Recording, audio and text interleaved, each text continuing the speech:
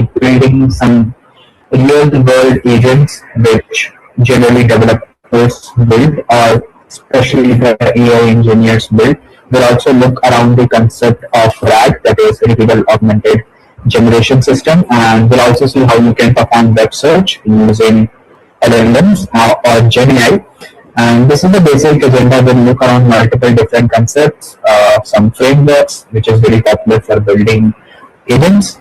And yeah, that will be like it will be a practical session. We'll also go through the code walkthrough, and we'll also see what we can build live. We'll also run the agent. We'll see how it is splitting the response, what it is doing, everything will be covered in this session.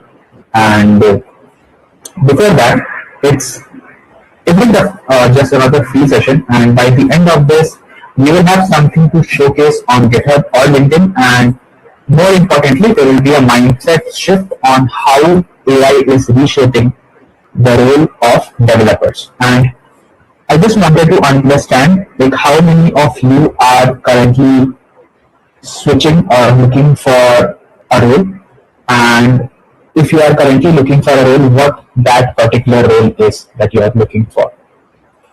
You can add your answers in the chat so that I can also see.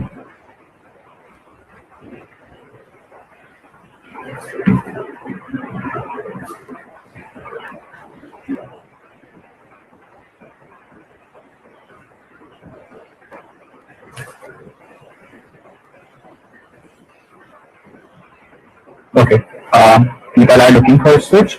GenAI developer, okay. Only one response, I think. Okay, looking for an AI engineer role or software development role, okay, cool. Data analyst, Python developer, okay, okay.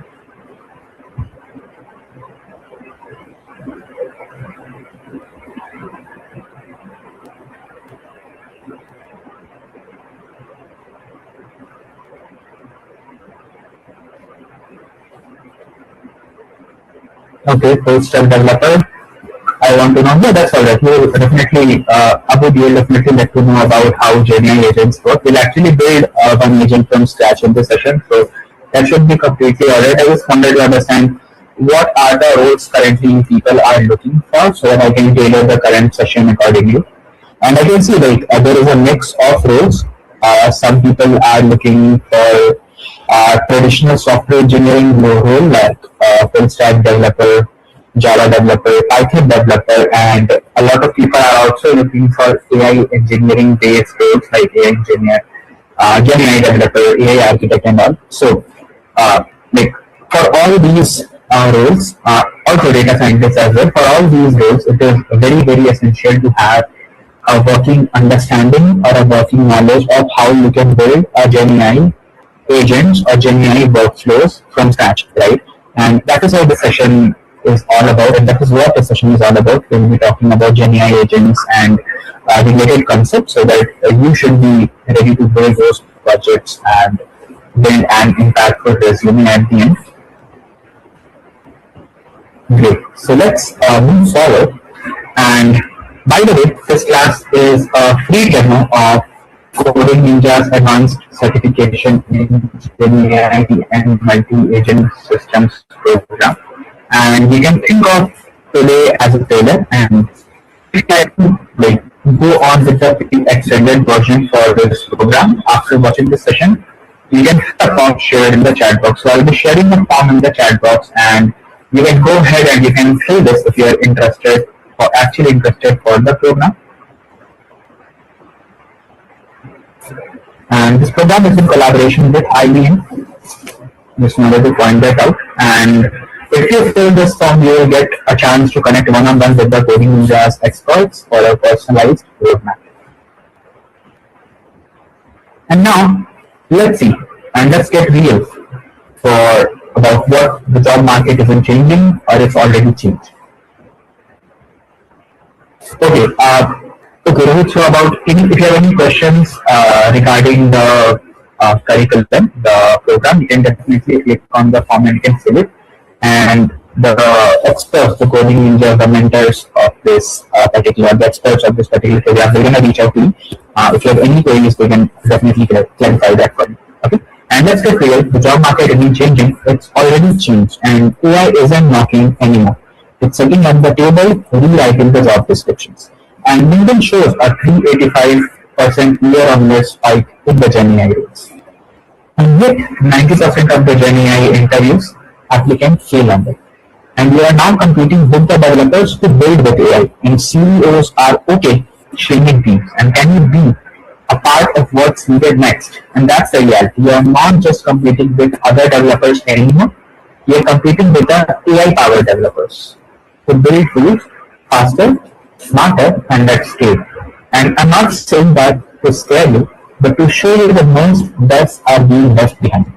They're stuck in the chat GPT mode, generating forms, not building systems. Resume with vague AI enthusiast minds, recruiters ignore them. And companies don't want dabblers, they want deployers, people who can build real usable Gen AI workflows. And yes, you will find thousands of tutorials on YouTube and other platforms, but no roadmap, no feedback, and no end-to-end structure. Right? And this is what's happening in the market. Now it's wild. This is a trend. This is the trend actually. It's the new standard, and generative AI is reshaping the global economy, and India is leading the way. And this program is your opportunity to be a part of this change. So if you're interested, definitely go and fill the form. And AI, the web developers LI is not going to replace programmers, but the programmers who use AI will replace those who don't. And these roles didn't exist 2 years ago. Today, they are among the highest paid, and we'll be simulating how a GenAI engineers build today live in this session.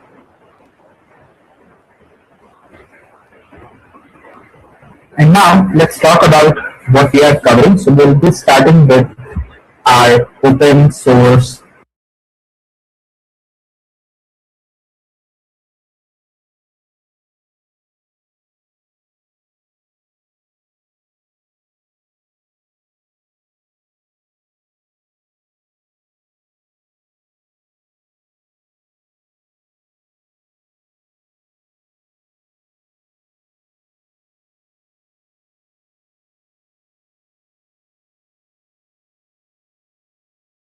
highly used to build agentic workflows and agents, right? And the name of the framework is LangChain. So just wanted to check how many of you have heard of LangChain or LangGraph or have actually worked on this framework before. If yes, you can type yes in the comments so that I can have understanding what is the percentage of people.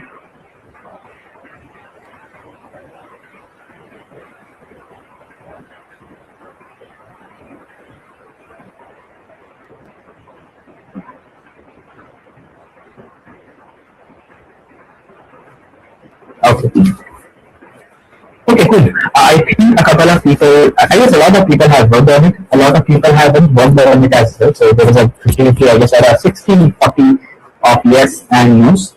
And apart from that, I guess some people have heard of it, and very few people have worked on it. So that's all right. We're gonna like look at this particular framework of how you can use this to build an agentic workflow or agents from scratch. So the idea is that we'll first go on with the basics of this framework, and then we'll actually use this framework to build an agent or an agentic workflow, right? So talking about LangChain, it's an open source framework which is required to build LLMs. So basically what LangChain helps you do is that it helps you to integrate large language models in your workflow or in your programs. So suppose you want to build a chatbot which can input user queries and give that query to a large language model, get the response back from the model and show that to the user. So if you want to do some processing on top of it, you can do that in your workflow. So if you want to build such kind of agents, you can use LangChain, because in LangChain, okay, cool. So in LangChain, basically what LangChain does is that LangChain provides a lot of integration to different large language models. So you can think of it as a one-stop integration to multiple large language models, including Google's Gemini model, OpenAI's GPT model, Anthropic, Claude, a lot of these things are there, and you don't have to switch the SDKs for using these models. By using LangChain only, you can integrate with all of these models at once, and you can easily switch between them. And that is actually the idea of using an open source orchestration framework, right? And okay. And talking about LangGraph, LangGraph is another framework which is provided by LangChain. It is specifically used to build workflows. So when you are trying to build workflows, you should use LangGraph. And why you should LangGraph, we're going to discuss ahead. And this, like, the LangGraph helps you to build controllable agentic workflow. So basically, you have a full control on those workflow, meaning where you can start the workflow where it needs to stop, or like in the middle if it needs some human input, you can also create that with the help of LangGraph. Okay, I hope this is clear. Now let's move forward. Now let's talk about LangGraph. LangGraph is basically, again, as I mentioned, it's a framework for building stateful multi-actor applications with LLMs, and it is used to create agent and multi-agent workflows. Now, what does that mean? So basically, you can do LangGraph. You can basically use LangGraph to build agentic workflows. And when I say agentic workflows or multi-agent workflows, I mean that you have a desired specific steps which you know your agent or AI agentic workflow needs to follow. And in that case, you can lay out that particular structure of the workflow using LangGraph, and you can include your large language model as agents within those workflows to get a particular task done. And how to add those large language models within your workflow, it is added in the form of the nodes. And the nodes are nothing but it can be a function in a programming language which does a unit of work. And you can these workflows using Edge to define the control flow. So that is a high level idea. Now talking about the concepts, there are three important concepts which you should definitely know when you are working with LangGraph. The first one is the concept of nodes. Now what are nodes in LangGraph? Again, I mentioned already, the nodes are independent agents that perform a unit of work or a collection of tasks, and it updates the internal shared state of the graph, right? So you can think of, suppose there is a workflow which you are building.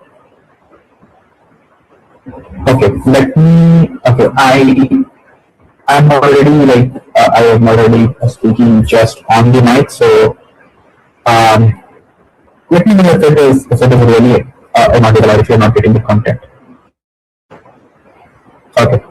So moving forward, the nodes are basically an independent agent that perform a unit of work. So you can think of, okay, cool. Thanks for the input, Neeraj. Okay.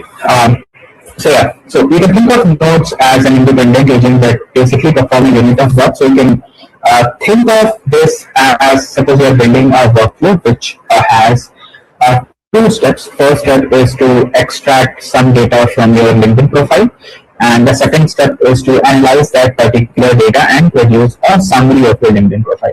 So these two steps can be encapsulated in the two different nodes, where each node has their own function and will return their own output, and in this way we carry out the workflow.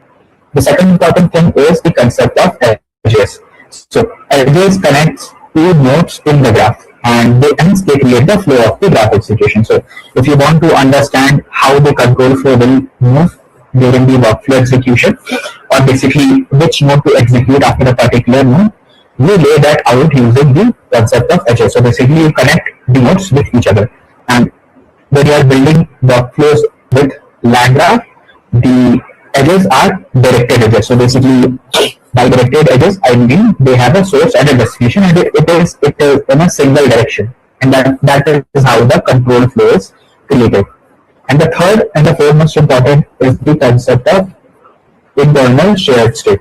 Now, internal shared state, you can think of this as a box where you can fill the data, you can put the data, you can forward it to the workflow so that you can pull the data or utilize the data from the shared state and then do processing on top of it. And if a particular node is producing any output, they can put that output in the shared state, and then they can forward it to the another hop. So basically, if you want to communicate with your agentic workflow graph, you do that using the internal shared state.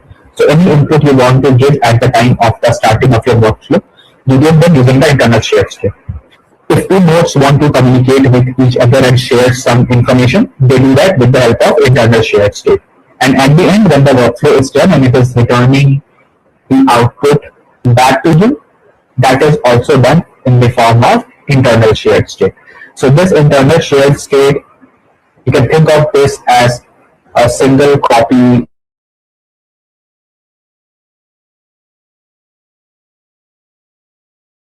works, and at the end, once the workflow has executed, it returns the final response of whatever it is there in the internal shared state back to the user. So this is the core concept of a lag graph. And is there any doubt? If you have any doubt, feel free to ask this right now.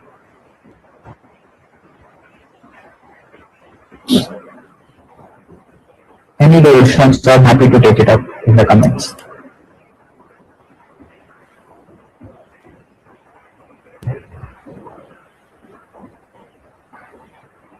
Or if this is clear, you can just type yes so that I have an understanding that this is clear. Is there today any practical? We can say yes. Probably when we'll talk about what we are building, we'll do a practical code walkthrough of the agent which we are building. Okay.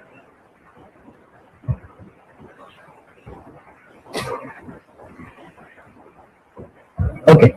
Now regarding explaining it briefly, let's move ahead and let's see if you're able to catch up. And if you're not able to catch up, just let me know at what point you are you're not able to understand, and I'll definitely explain the topic again.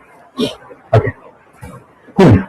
So let's talk about another very important concept, which is very extensively used in the GenAI world. That is tool calling. So how many of you have heard of tool calling already? If you have, you can just type yes, or if you have any idea, or if you have used it before, you can also type yes. Okay. Okay, I guess majority of people, or I guess a couple of people have heard of it. A lot of people have not. So let me explain it this way. Basically, the large language models, if you have read them thoroughly, they are basically deep neural networks. And yeah, so this is basically deep neural networks, and these are like an autocomplete engine, and it is not very good at performing certain things. So these large language models are very good at answering natural language tasks, right? Reading the natural language and all, but the things like performing mathematical calculation, doing some logical work, the large language models might struggle at these, and there are some things which you can achieve via tool calling. So tool calling can be used at those parts where you know that this particular step, you know how you want to execute a particular step or a particular series of steps, then you can encapsulate that in the form of tool calling, and you can provide that to the model. So the concept is we provide the model multiple tools, and the model understands that this is a tool which is provided to me by the user, and I can use it whenever I want and whenever I feel like, right? For example, suppose you have a large language model and I provide it two tools. First tool is a web searching capability, and the second tool is a calculator tool, right? Then if I provide these two tools to the large language model, then the large language model has this idea that, okay, I have two tools with me. One is for calculation, or one is a calculator tool which I can use to perform mathematical calculation. The second one is a web search tool which I can use to query or to look for something on the web, right? So if I go ahead and I ask a question to that particular model with the support of the tools, that hey, can you tell me what is 3 plus 5? then the model can know that okay, this is a mathematical calculation. Maybe I can use the calculator tool to answer it, and it can outsource that particular calculation work to the calculator tool and can get the response back.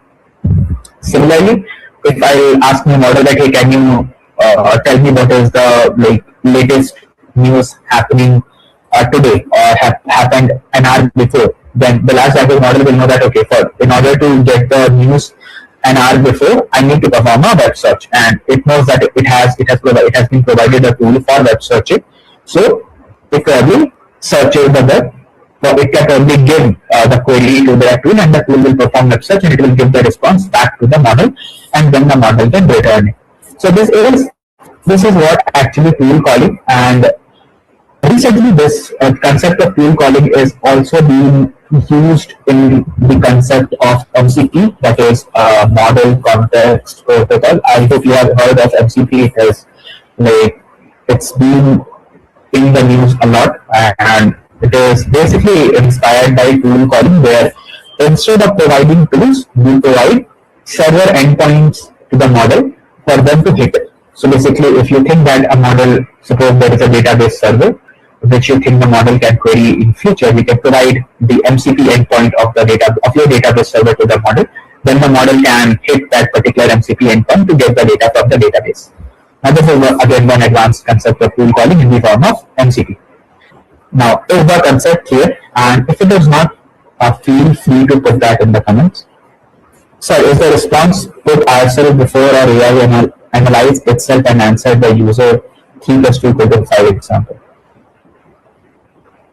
Can I use it to test it? Okay, Shubhan, I am not able to understand the question. Shalja, can I use it to test APIs? Yes, you can use it to test APIs, but I don't think that would be a right use case of MCPs, because if you want to test your API, you can definitely use Postman for it. The major use of MCP is to make sure that whether your large language model is able to call your API when they actually need, or basically when they are provided with some user query that requires them to hit that MCP to get the response and then leverage that response to answer their query, then they should be able to call it, and that is the actual idea.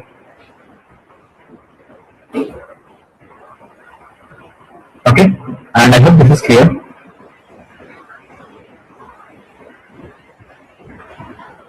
Any questions? I'm happy to take.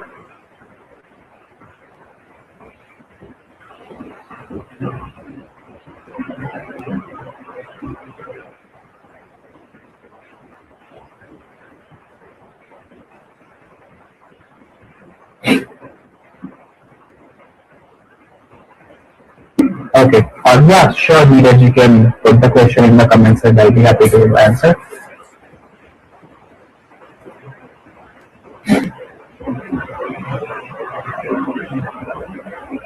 Would it be useful to generate test queries for the API calling? I'm not sure. What do you mean by test queries for API calling? Can LangGraph be integrated with PyTest or other testing tools? Yes, you can integrate that, but again, I am not sure what is the use case you are targeting for. But yeah, definitely, I think it should be able to integrate.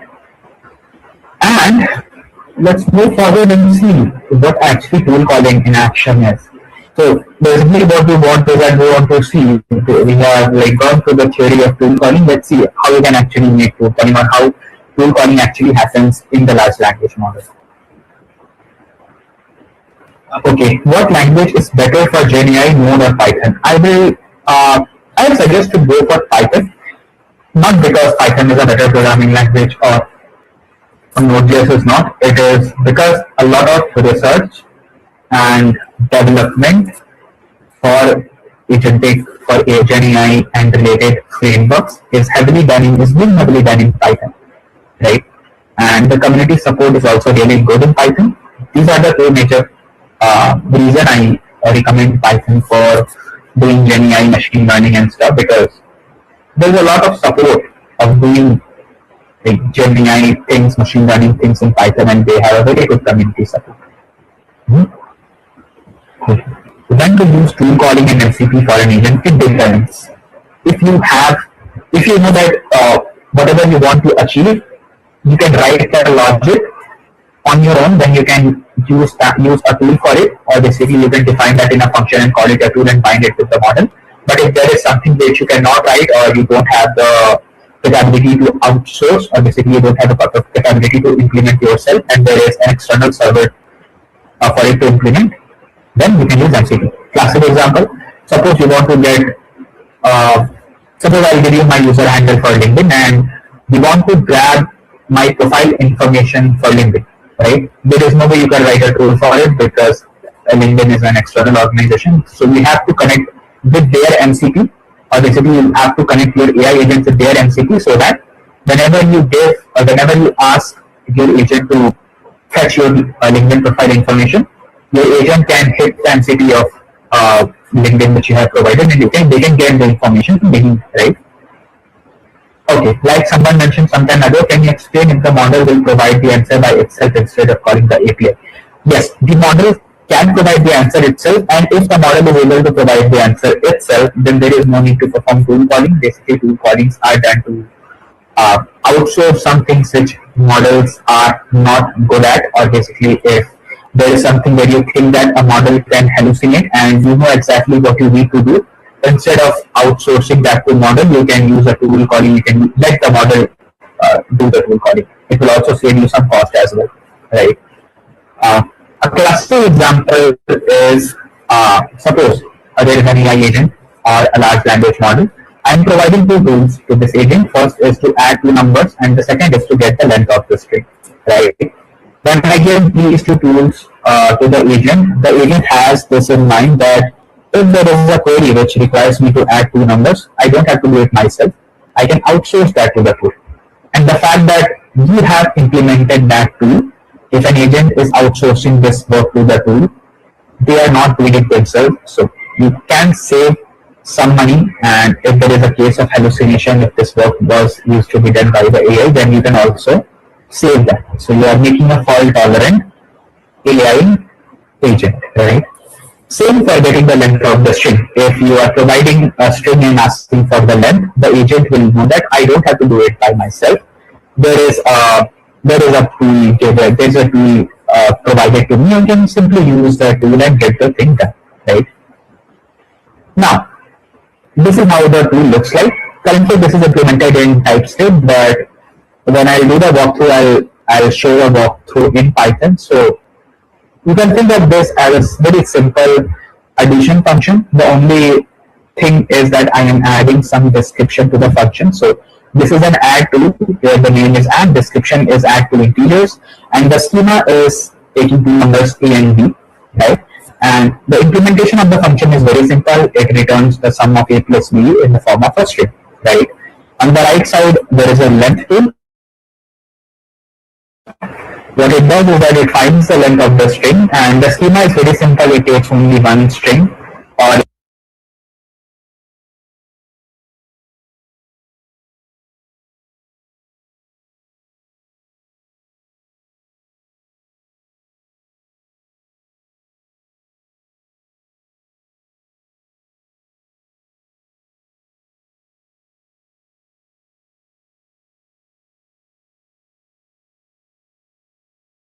and the implementation of the function is also very simple. It directly returns the length of the string, right? Now, if I go ahead and I'll provide this tool to the model, and if I ask a question, say, on the left side, add number 5 and 4, and also find the length of the string crocodile. Now, in that case, the sum of 5 and 4 is 9, and the length of the string crocodile is also 9.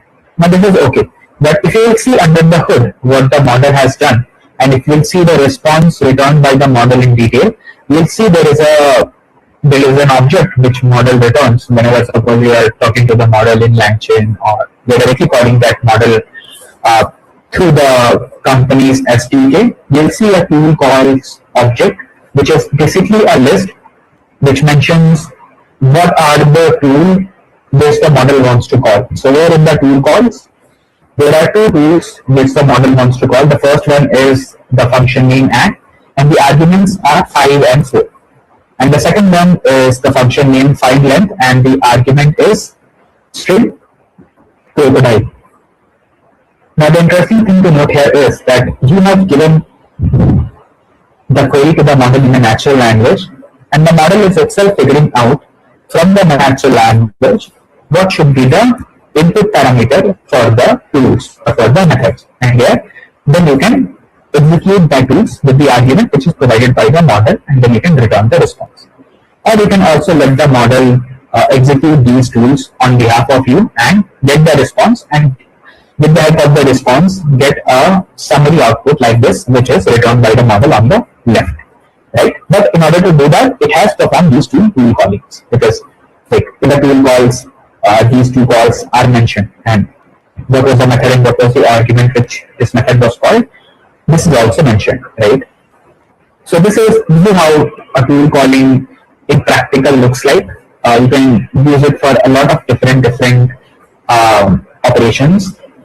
Okay, and if this is clear, you can like just put yes in the chat, or otherwise if there is any queries, just let me know in the chat and I'll be happy to take that up.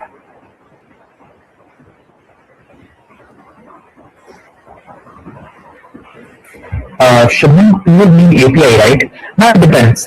Tool also means functions, and when you're talking about API endpoint, then tool is nothing but it's an MCP.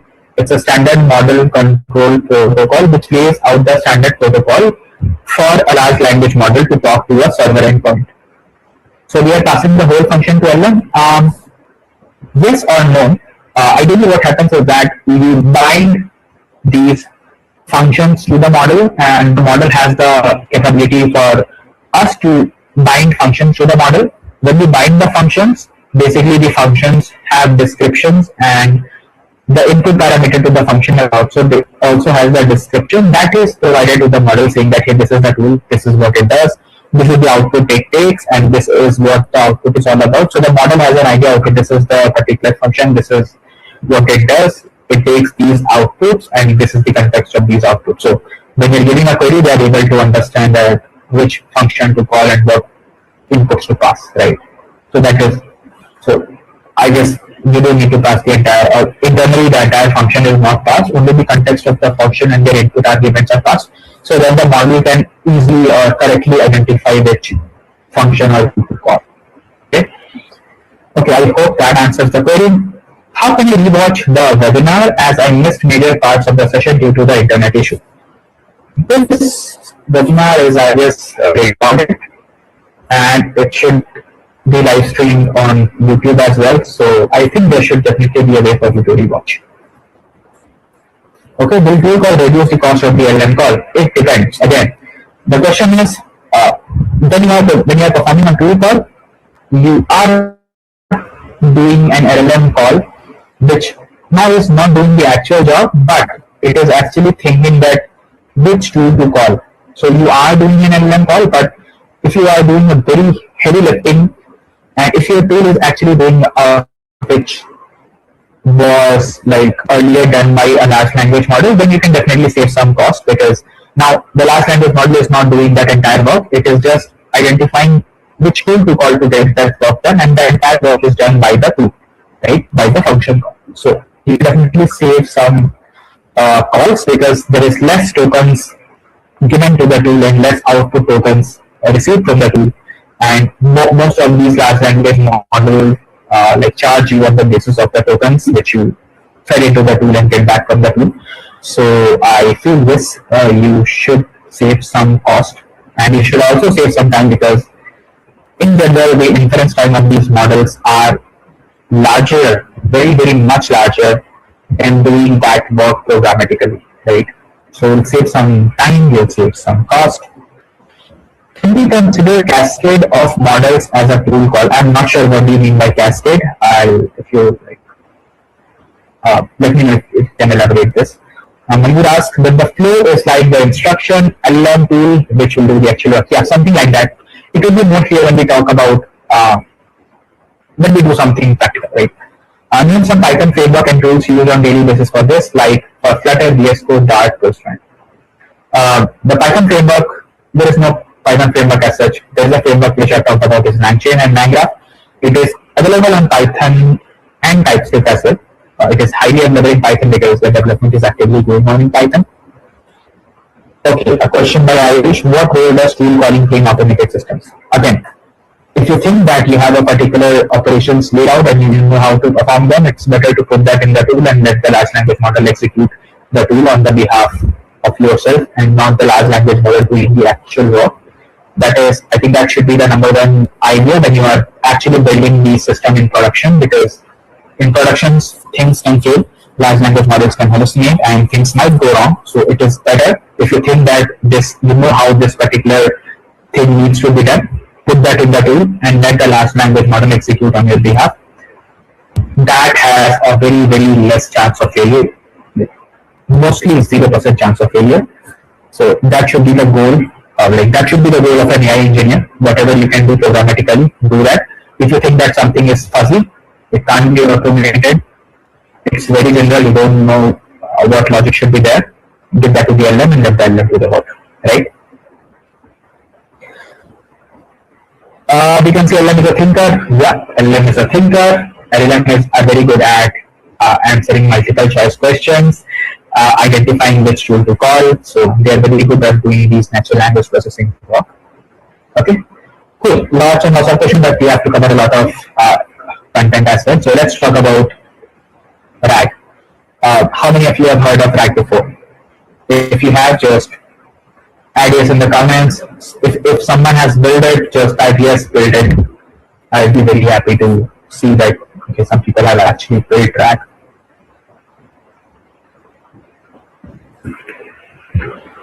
Yes, build it. Okay, Neeraj, awesome, great. I have heard Hugging Face is not RAG. Okay, Hugging Face is again a company which has written a lot of libraries like Transformer. Not the Transformer, actual Transformer. They have a pretty famous Transformer library. They have like a lot of things which you need to do with the large language model, like fine tuning it, inferencing it. You can do that with Hugging Face. Hugging Face also is a standard platform for hosting open source model, hosting your open source machine learning work. A lot of these things are there for Hugging Face. Okay, I guess very small amount of people have built RAG.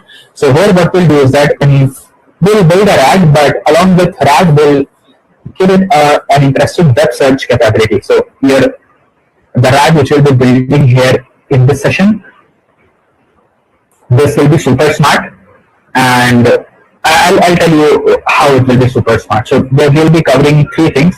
First, we'll see RAG pipeline, how a standard retrieval augmented generation pipeline is built from scratch. Then we'll also understand what role does vector store plays in your RAG pipeline, and we'll also see how you can let your large language model perform web search through tool calling, right? These are the three things which we'll cover. We'll also implement these from scratch. So let's quickly see. Okay, let's quickly first talk about what is RAG. So, retrieval augmented generation system. This exists because the large language models are trained on a huge amount of data. They have an understanding of the entire world data, and that is the whole reason that they can hallucinate on small specific things, right? So suppose there is an airline company which has FAQ documents, right? And those are very specific questions, and to which they have very specific answers. And if you probably ask these questions directly to a bigger model like GPT or Gemini, they'll probably not be able to answer that well, right? Or suppose you have some internal documents which is not present on the internet, and that is why any large language model will have no idea about it. And if you ask a Gemini model or GPT model question on these documents, will not be able to answer it correctly. And the third thing is, these language models or these large language models has a knowledge cutoff. The concept knowledge cutoff means when a particular large language model is trained, after that any information coming onto the internet, that model might have no idea about it. right? And that is called the knowledge cutoff. And training these models, fine-tuning it is a very expensive process. So it is not feasible for the companies to do it on a daily basis. So that is why there is always some knowledge cutoff for the models, and that's why these frameworks like RAG can be very helpful. Okay, and now let's see what RAG does. So the first thing is, suppose you have some documents that can be an internal documents, that can be any document which you want your large language to be trained on. These are a chunk of documents, and these are also sometimes called knowledge base when we in the terms of AI engineering. So you can think of these as a documents or a knowledge base. These documents are split into smaller chunks or smaller pieces, and then this is converted into vectors, right? And you can think of vectors as a numerical representation of the text document. And why we do that? Because the large language models are again deep neural networks, and these are not good with text or letters. These deep neural networks are good with numbers. That is why whatever data you take, you convert them into vectors, a series of numbers, and you store them in the vector database, because this is a particular database which the large language model understands. Okay. Now this RAG pipeline is divided into two steps. The first one is data indexing, where when you ask a question on the basis of these documents or knowledge base, then the first thing what happens is that we get the relevant document chunks from the vector database for that particular user query. But when I say relevant chunk of documents or top K chunk of documents, I mean that those documents where the probability of answering the user query is very high, because this particular documents or knowledge base are very huge, and it is not feasible and not possible to fit the entire document or provide the entire document to the model with the user query, because two things can happen. First is that if there is a lot of details, the model can hallucinate, and the second thing, every large language model has a fixed context window, so you can pass a limited information to these models, right? So that is why we perform data indexing, and after that we perform data retrieval and generation, where from these top K document chunks, we feed these chunks to the large language model with the user query, and along with that, the model tries to answer the particular query from the top K chunks of the context provided to the model, and it gives you the response. Now this is what a retrieval augmented generation pipeline is. Okay. Now moving forward, I've already explained the problem of knowledge cutoff, so we're going to skip this. And this is why we have split the two steps, data indexing and data retrieval and generation, separately. On top it's data indexing, where we have knowledge base or a lot of documents, and we split these documents into text chunks or chunks of documents. We convert these documents into their corresponding vector embeddings, and then we feed these vector embeddings into the vector database, right?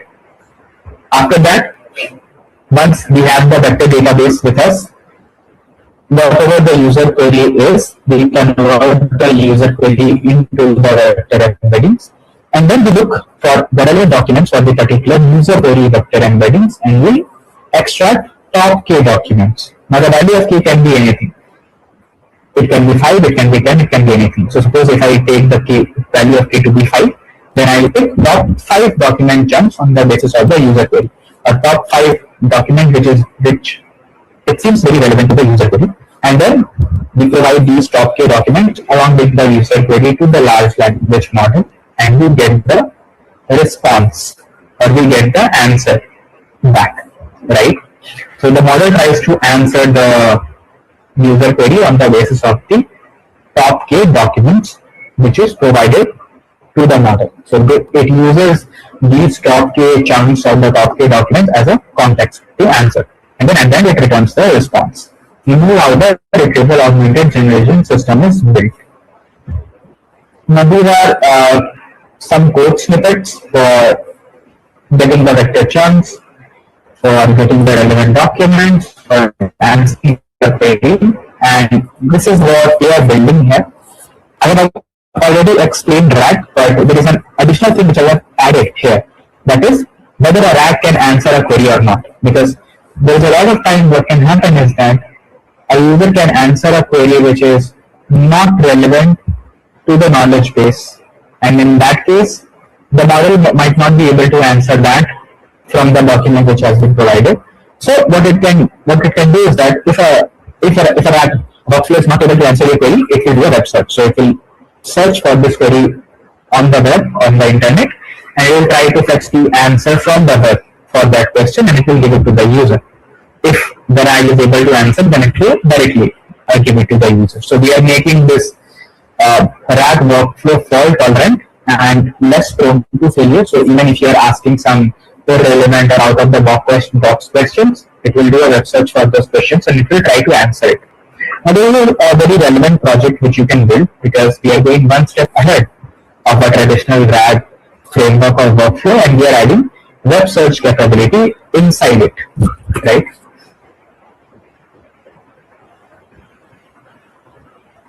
Okay, cool. So this is one of the code base or one of the code snippets where we perform the web search, and this is how we decide whether to perform web search or whether to get the answer directly from the RAG.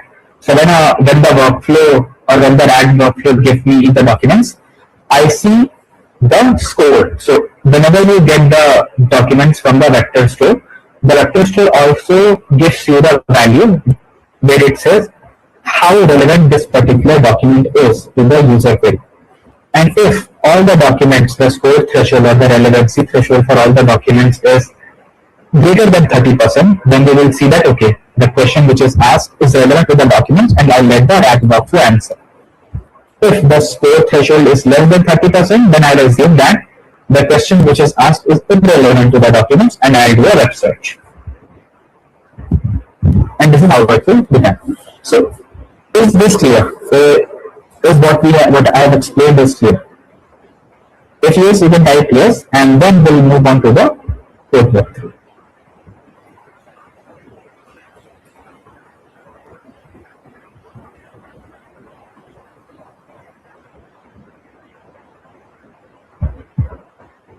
Okay, cool. Happy to see that things are a bit clear. It will become clearer when we'll actually do the code walkthrough. So let me quickly stop sharing and let me share again my IDE. Okay.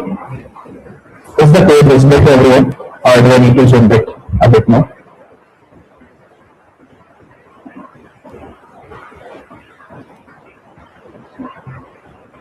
Yeah, this will be answered. How can we identify score threshold? This will be answered here itself. So, are you able to see the code? Give me a yes if you're able to see it. If you want me to zoom it in a bit more, okay. Okay. Yes, no. A bit more. Okay, I will do a bit more. Okay, I think they should be okay. So the first step is to import the libraries. All of these libraries are open source libraries, so you don't need to worry about. I'll also quickly load the economic variables. Now, the thing is, the knowledge base, I am using an FAQ document of an airline company. The airline is Swiss Airlines. I'm using their FAQ documents. Now, their FAQ documents are very huge, and we have a lot of queries answered of different users. So, what we'll do is that we'll build a chatbot which you can ask some questions related to the Swiss airline company. If you're facing any issues, the chatbot will be able to answer because it has the FAQ document as their knowledge base. If you will ask any question which is not related to the airline, then it will do a web search, right? So let's first pick the document. I have printed the first 500 characters of the document. It looks like this: invoice questions. Can I receive an invoice for my booked flight? Answer is yes. Like these, there are lots and lots of questions. I've just printed the first 500 characters. I can go ahead and can print a lot, but this is gonna clutter the notebook. So I hope you get the gist. After that, we're gonna create the model. So to get the OpenAI client, we'll use the OpenAI libraries present in the LangChain. And this is interesting, how to get a vector check. So we get the document from the Swiss FAQ. We convert this document into chunks and we store that in the document. After that, we convert this particular document into vector embedding. Now, this is a piece of code which does that for you. We select a model, basically the embedding model, through which we want to convert the text into the vector embedding, and then we store these embedding in the vector database. So this is basically this builds our vector. After that, you can get the relevant documents. So once you have the vector chunks on the vector DB, you can ask your query and you provide the docs. So for this particular query, I can get the scores for the vector chunks, right? So here it is, OpenAI client embeddings.create. So this will gonna create the embeddings for me. So basically this will create the input query. So whatever query I am asking, it will convert these into the vector embeddings, as we saw in the RAG doc flow in the slides. After that, it will calculate the score for the vector chunks. So all the vector chunks which I'll have, it will gonna try to see how relevant these vector chunks are to my user query, and then it will take the top k vector chunks. Here I consider it to be 5, so it will pick the top 5 relevant documents from the vector database on the basis of my user query highlighted here, and then it will return these documents along with the similarity score to me. And then I have an answer query model, which what it does is that it answers the query. So what it does is that it checks for the filtered relevant documents which we got from the RAG. If there is no filtered documents received from RAG, it will directly say no relevant information found. And if we have some relevant documents from the RAG, it will gonna put that data content and it will give it to the GPT-4 model. So here we are using GPT-4 as a model. It will provide these content as a context to the model along with the query, and it will let the model provide a response and it will return the response. Now we can run this. So we have defined all of this. The second thing is performing a web search. Now we use Tably. Tably is an open source software which allows a large language model to perform web search through tool calling. In the Tably search, you define what are the maximum results you want, or basically what are the maximum search results you want. Here I am returning 5, so I want 5 top search results. After that, it will get the query and will try to perform a web search for it. So it will invoke the tool for the web search, and it will get the message back, and it will convert that into the string.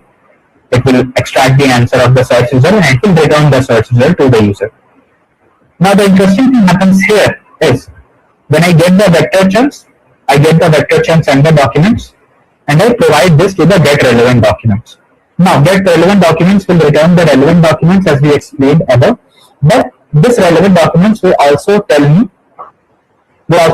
me the relevant documents along with their similarity score. So now we can check that we got the relevant document, top 5 relevant document from the vector database, and we also have the similarity score for it. And remember, we have a threshold. If the similarity score of all the documents is greater than 30%, or even one of the document is greater than 30%, we'll use that particular document and let the RAG answer the query on the basis of that document. If there is no document with the score threshold greater than 30%, we'll perform a web search. We'll assume that this particular query is not relevant. Okay. So the query I'm asking is, should I reconfirm my flight? Now this is a relevant query which you can make to an airline company, and if this particular query, if this can be answered, there will be a high relevancy score to the document, and the model will try to answer it.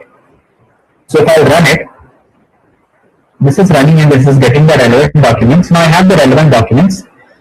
I can run this and it will gonna first filter the documents with the score threshold.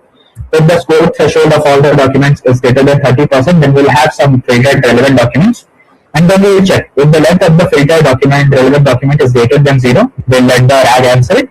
If the length of filtered documents is empty, or basically there is no filtered document or there is no relevant documents, we're gonna perform web search. So if I run this, we'll see the score. So these are the relevancy score of the documents, and you will see most of the documents have a relevancy score greater than 30%. So 40 to 43%, 40%, 35%, 33%, and 32%. And hence we get the RAG answer. So our RAG has answered the query like no reconfirmation of Swiss flight is not required. So the document which it fetched or extracted from the vector store, it has the answer to this to the query which we asked, and the model is able to answer it with the help of the context we provided. That is one thing. What if I comment this out, or let me uncomment this one and comment this out? So now this time I am asking how to make an Italian pizza. Now this is a kind of query which you cannot ask, or basically you cannot ask you basically not ask an airline company. So the airline company shouldn't be able to answer this. So if I run this,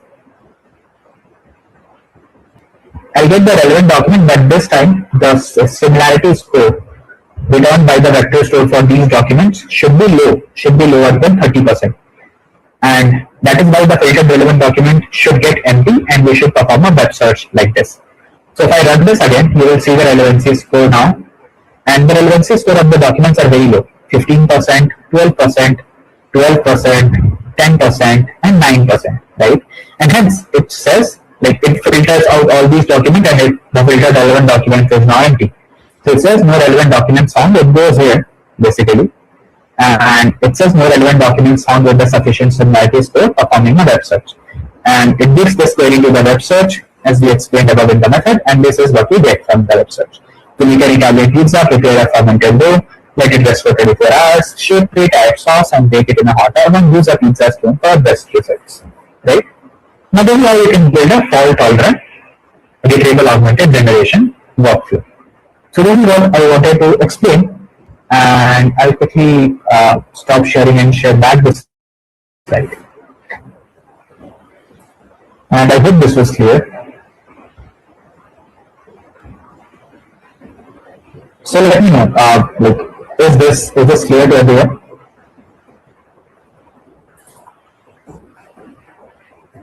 Okay, the first thing is okay, cool.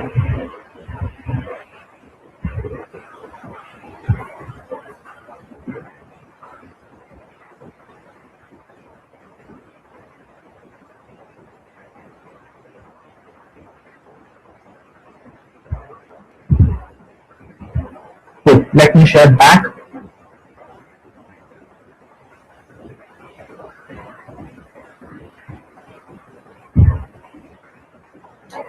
Okay, cool. I hope this walkthrough was understandable to everyone. And let's talk real for a minute. Many of you are inspired, and that's great, but let's not sugarcoat what lies ahead if you choose to do this alone. Here's the brutal truth. Even forward, and they don't fail because they are lazy, they fail because they have no roadmap, just scattered landmarks. And let's be honest, building GenAI system isn't just about writing prompts anymore, as you have seen here in the session. And you need to know which tool to use, when to use, and why to use, and you need working pipelines from data into the agent output, and most importantly, you need feedback when you build. And the ones we don't, and this is the place where most people quit. They either find mentorship or structured learning, and that's where the advanced certification in GenAI and multi-agent system by Coding Ninjas comes into the picture. So this is what you will probably getting the skills, the projects, and the tools which will be explained in the program. Everything you saw is directly mapped to the module in the program, and if you are serious about making the career decision, don't try to bring it alone. Follow a proven roadmap and definitely enroll into the program. The link is shared in the chat, and you can fill the form. The link to the form is shared in the chat. You can fill it, and this is the structured 6-month roadmap, which you'll not find on YouTube or anywhere else. So you should definitely take a look at this. And with that, I will probably give the mic to the Coding Ninjas expert, program expert, who is gonna tell you more about this, and I hope you enjoyed the session. So thank you very much. Okay, so first of all, thank you so much for such an insightful and informative session taken. Now, before winding up the session, I'll just be giving you an overview of what we are actually providing being the part of this program by Coding Ninjas. So if we talk about some highlights of this program, so this will be a 6 months live program wherein once upon enrollment, you will be getting a welcome kit through us. which will be having letter, t-shirt, sitter kind of things. You will have your orientation done from IIT Mandi, and you will be getting some guest lectures that too from IIT Mandi itself. Once upon successful completion of the program, you will have a one-day campus immersion for certification ceremony, 10 plus GenAI projects to work upon your skill sets, to practically implement, to sharpen your skill sets, whatever you have learned being the part of this program. 24/7 AI support so that you can clear all the doubts and queries, whatever you have done on there in the portal itself. So you will not have to wait for another live class, another mentor to be available to join in and help with your doubts. With the help of 24/7 AI support, you will be able to clear all the doubts and queries done in there itself.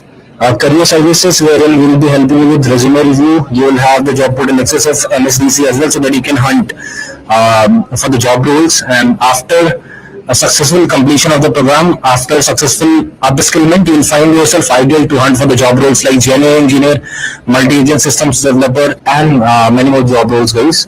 So once again, this was just an overview. If you want to know more about it, you can simply go into the chat box. There is this form link. Click on the link, fill in your basic details, and get a chance to get in connect with our counselors one-on-one. As that will be a one-on-one conversation, so you'll be able to clear all the doubts and queries then and there as well. We'll be helping you to deep dive into it, to know exactly how this can impact your goals that you have set for yourself. May it be growing into the same domain that you're working, may it be changing out of the domain. Whatever the requirements you have, we will be helping you out to understand it in the best way possible, to deep dive into it. And then after the whole discussion, if it seems like this is something that you are looking for, this is something a perfect fit for you, we'll be helping you to get enrolled in one of our upcoming batches as well, guys. So this was it from my end, guys. I'll just be waiting for another 1 to 2 minutes before winding up the session, so that the people who have not filled in the form yet can still do so, and then we'll be calling our masterclass for the day.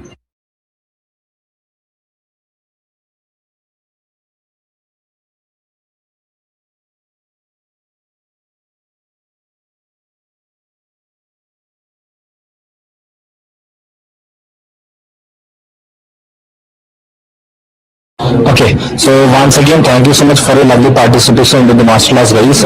We hope to see each and every one of you in our upcoming batches for the program itself. Till then, best of luck, guys. The masterclass is over now. Good night.